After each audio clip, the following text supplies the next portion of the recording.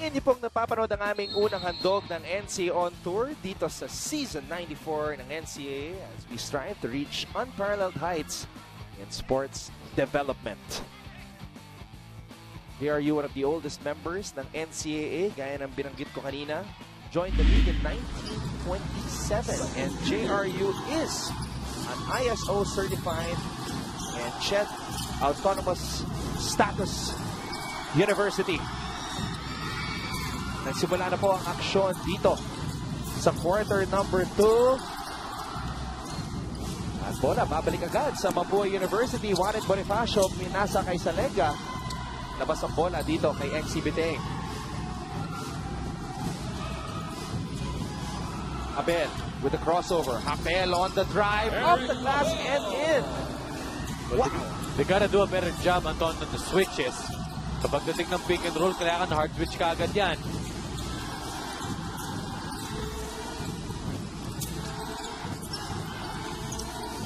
On the shot clock. Morgon, one of the 4 returning players para sa Heavy Bombers. At may foul na tinawag dito kay Christian Bunyag. Hindi makaporma mix itong si Christian Bunyag has been saddled with fouls here. That's his second foul.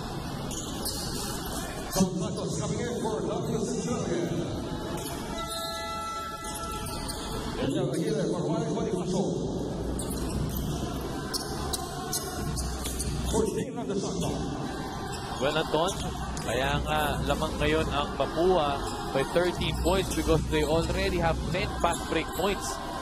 Napakita nga nila early on in the game na sila ay isang malupit na run and gun team, also with 52% shooting.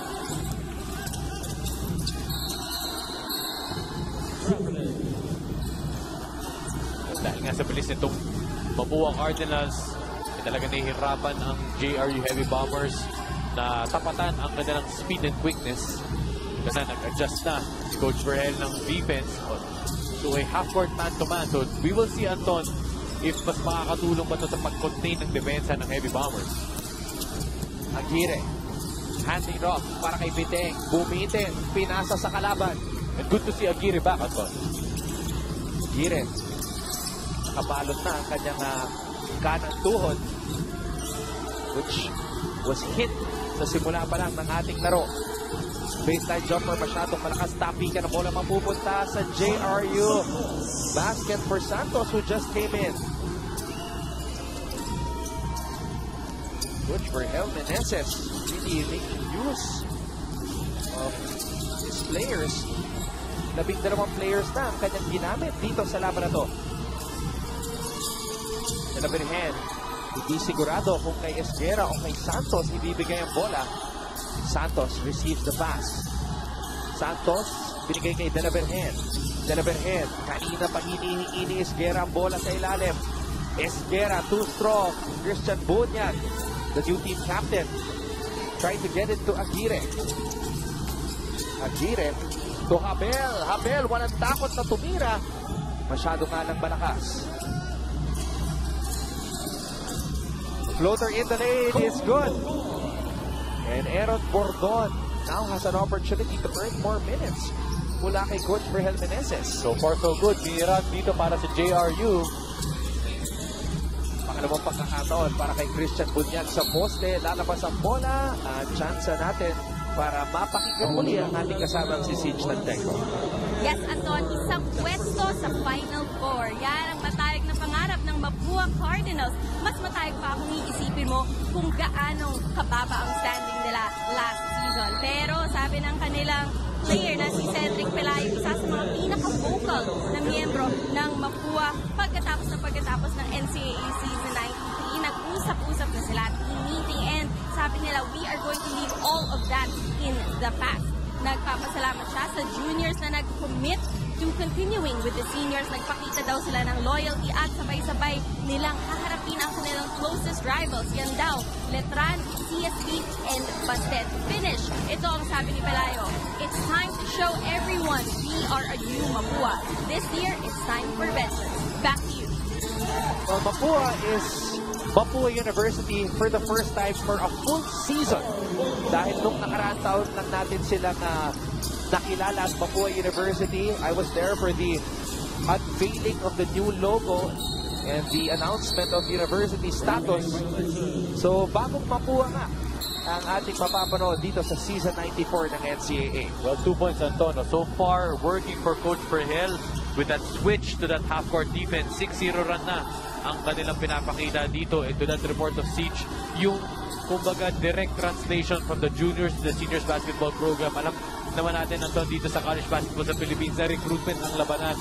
And it's really, seldom or rare for juniors to be able to continue their programs pagdating sa kanilang alma mater sa seniors level. And Mapua is one of the great teams, or one of the teams showing great potential pagdating sa kanilang mga players. Speaking of sila Warren Bonifacio also. Samantala, si Noah Lugo bumangga sa kalaban, tinawagan ng traveling. Kaya babalik ang bola dito sa Heavy Bombers. Napakainit na aksyon na ating handog sa inyo dito sa Season 94 ng NCAA. Anton Rojas, Mix Bustos, Siege Tantenko on board dito sa ating unang edisyon ng NCAA On Tour. Pawis na itong si Leo Esquera. Kanina pa nakikipagbanggaan sa mga higante ng Mapua. Dahil nalaman ni Serrano at Bunyag.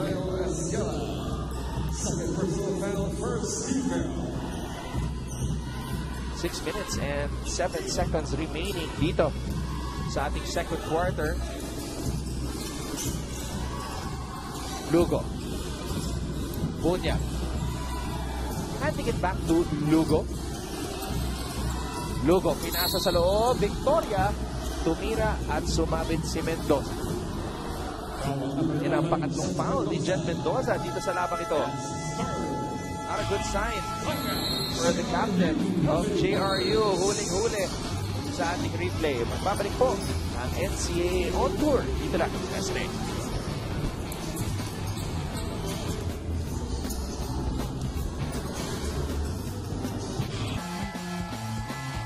Mr. Vincent Pabella from Jose Rizal University, and we'd also like to say happy birthday to Professor Joffrey Ducanes. Happy birthday. Thank you, of course, to our Sultan of Stats, Pong Ducanes. Oh, one of the legends of the NCAA, galing NCAA, Marvin Hayes. Old school. Marvin Hayes was part of that last JRU team na umabot sa finals phase. That was a strong team. And James Sena, sina Mark Cagoco, John Fatboy Wilson, John Tuenche, Coach Ariel Vanguardia.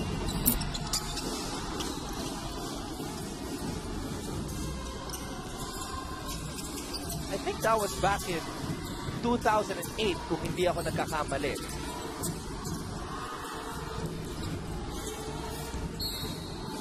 But that was a really solid team.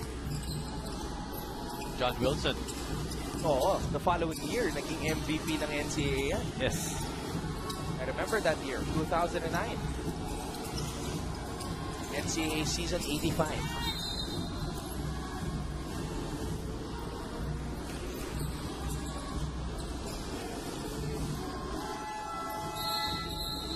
Of course, Coach Ariel Vanguardia was the last coach of JRU before Coach Vergel Meneses came in. Coach Vergel has been the coach ever since. Well, 2009 was the rookie year. Sabi mo nga, Anton, 9 years nang nagko-coach si Coach Vergel dito para sa JRU. His alma mater. Perhaps one of the greatest players na naggaling dito sa Jose Rizal University. Of course, other players like Philip and David Cesar come to mind dahil sila yung nagpa-champion ng JRU back in 1972. Samantala, Victoria is called for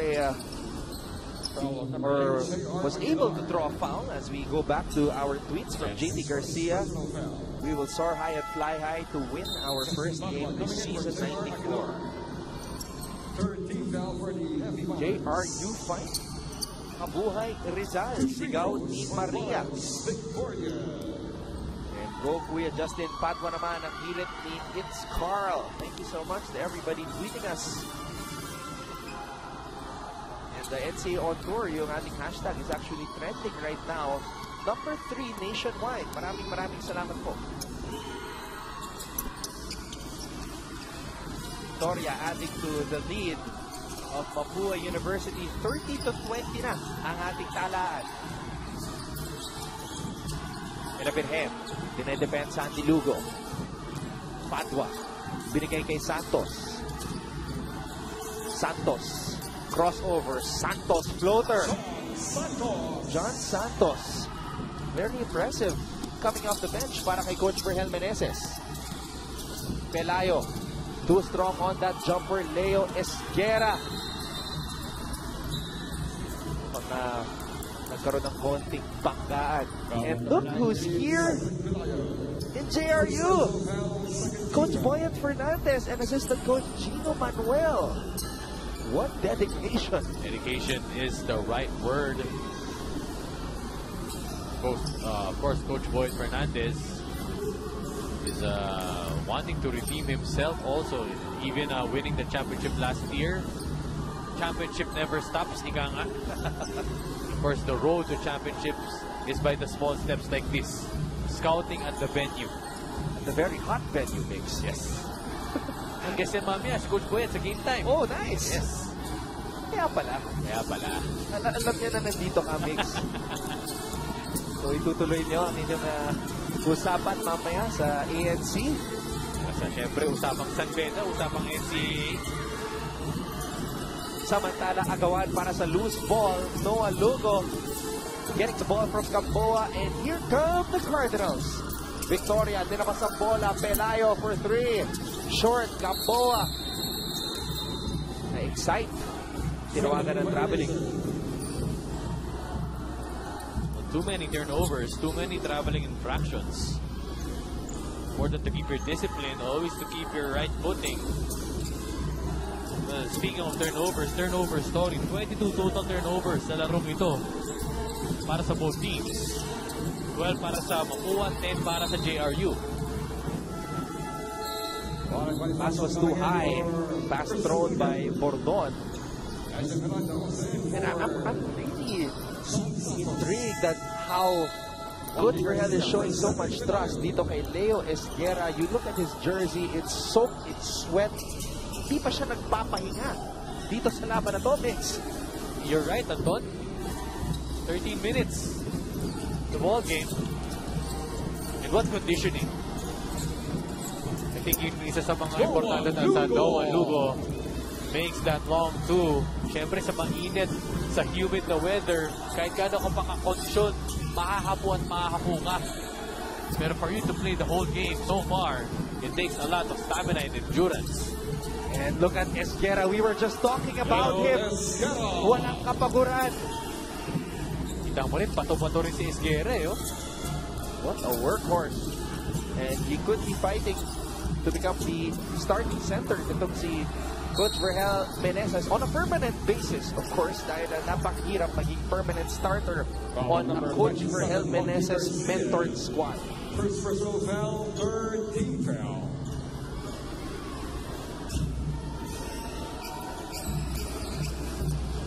Ilavirhen. Padua. Ilavirhen getting it back using the Padua screen. Ilavirhen umatras. Tumira. Bitin. Victoria has the basketball. Victoria, lead pass para kay Bonifacio. Bonifacio could not handle that pass. Timeout, Mapua University. 2 minuto at 50 segundo ang nalalabi dito sa first half. Timeout muna tayo. Magbabalik po ang NCAA Season 94 dito lang sa SNA. Naman ng laro ng NCAA, pinapakita ang kanilang galing ngayong araw dito sa Rizal University. At ito ang main man, ang center of attention ng Mapua University, dating computer addict, a self-proclaimed geek, Christian Bunyan. Pero dahil sa kanyang tangkad, pinilit niyang maglaro ng sports at nahilig siya ng tuluyan sa larong basketball. Double-double. Kung si Christian Bunyan, sabi mo nga, Anton, isa sa mga nag-flourish para dito kay Coach Atoy ko. Pwede pa rin naman, best of both worlds. Basketball and Dota. Maraming mga manlalaro na mahilig dyan. Some tight man-to-man we are witnessing here. Look at this dive by Padua. Bakan! Esguera just diving for that basketball and bumping Serrano. Grabe yung umpugan. Look at this. Napakatindi na agawan dito. Tumba si Serrano eh. Arthur David coming in for Justin Mapua. So more or less, nakikita na natin mix yung rotation ng mga bigs nitong si Coach Virgel Meneses. We have Padua, we have David, we have Esguera. Esguera and Padua are the long and lanky guys. Medyo may, mas may taman itong si David. And also, Anton, yung tawag mo dito, yung template ng bawat kupunan, makikita mo talagang scrappy and gritty as MJ or makes that cardboard doon, makes that 3-point basket. At naibaba ni Bordon ang lamang sa 5. Victoria, supalpal ni Leo Esguera. Meron pang pabaon na maanghang na salita.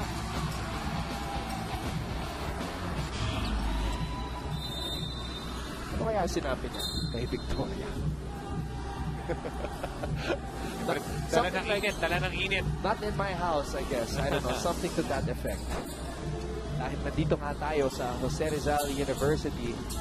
And when we started the NCAA on tour race, JRU was actually one of the venues na naisip ko pwedeng paglaruan ng ating mga school teams dito sa NCAA season because it's a very nice and well-polished gymnasium dito sa Mandaluyong. It can hold a number of spectators.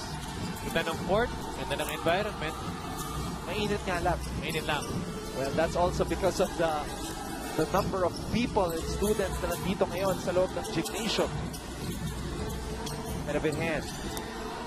David showing us that he has the touch.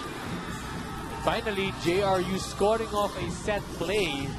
Kanina pa sila nagsastruggle doon as their points went off from turnovers. Tatlo na lang ang lamang ng Mapua. Gamboa. Masyadong malakas ang kanyang tira. Ito ng Heavy Bombers. Oh, Bordon could not finish. Tumingin sa kanyang likuran. At may dalawang Mapuans na nakasunod sa kanya. Victoria bumitin sa ere. Masyadong malakas ang kanyang tira. Miranda pinasa sa labas. Bordon, bitin. Victoria nakuha ang rebound. At binigay muna ang bola kay Garcia. Abel, umikot, tumira, sumobra. At may foul na tinawag, matamaan sa mata. Itong si Serrano. Isa pang ginagawa ng tama Anton ng JRU is their transition defense. Mapapansin natin, run and gun team ang Mapua. They score better kapag kulang sa numbers ang depensa ng JRU. Ngayon, kapag nakapapa sila ng maayos, nasiset na lang yung depensa nila, mas hirap ngayon ang Mapua na makakonvert sa kanilang opensa. 47.4, yan ang oras na natitira dito sa ating second quarter.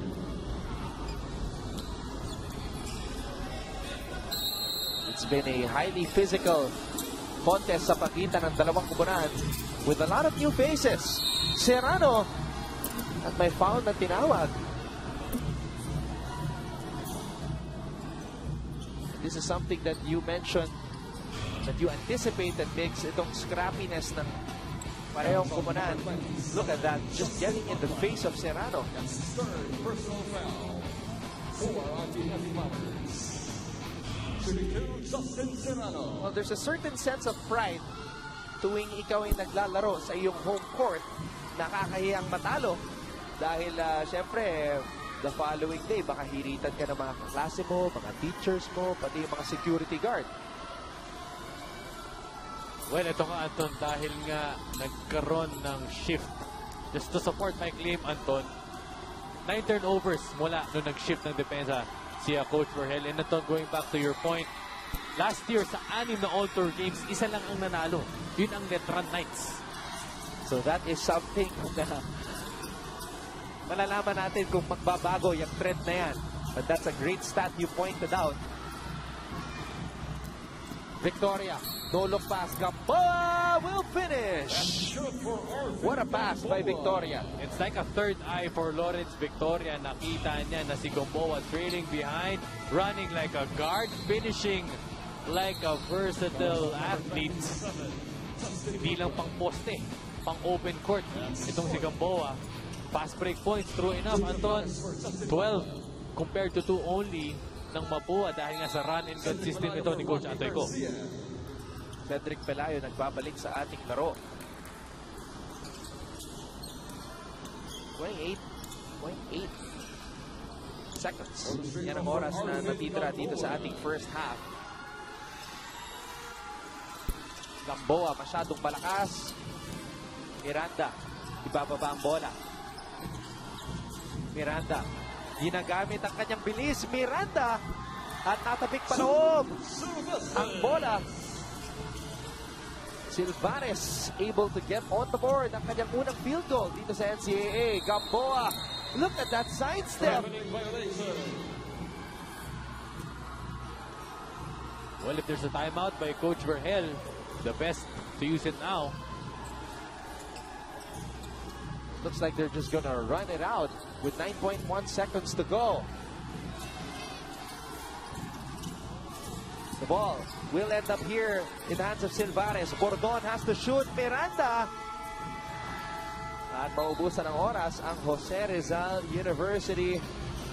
What a half. Aaron Bordon, one of the 4 returning players ng JRU, nagparamdam dito sa second quarter. Katulad na lamang nitong si Santos na nagpapakilala. John Santos with 4 points here in this game. Transferee Noah Lugo making his presence felt. He started at the point guard spot para kay Coach Antoyko. And then of course the bigs showing us that they have the range. David knocking it down. But the home team still down by 3, 34-31. Halftime stats, analysis, and more. Inyo pong napapanood ang Season 94 ng NCAA. Dito lang sa SNA.